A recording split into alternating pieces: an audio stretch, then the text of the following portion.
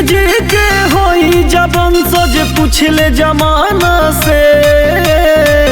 अरे बुझल रे सुन, कृष्ण जी के होई जबन सज पूछले जमाना से। तो पता कली है लोगवा डरे लयो हिरन घराना से। तो पता कली है डरे ला लोग जदुवंशी घराना से।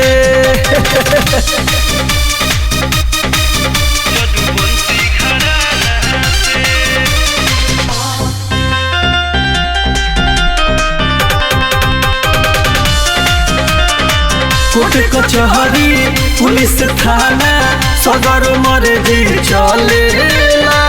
केहू नहीं आँख मिलावे नम से जिला डरेला। अरे सुन ले, कोर्ट कचहरी पुलिस थाना सदर मर्जी चलेला।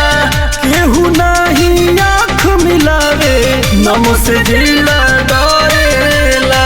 पढ़ली है तू जाके इतिहास के पाना में।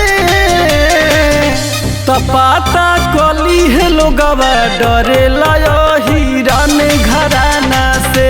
तपाता कली है डरे ला लोग जदुवंशी घराना से।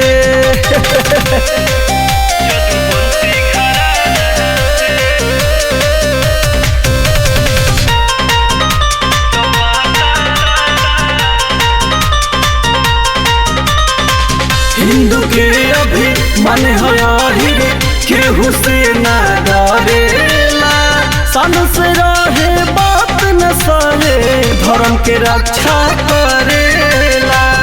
अरे सुधार जा बाबू,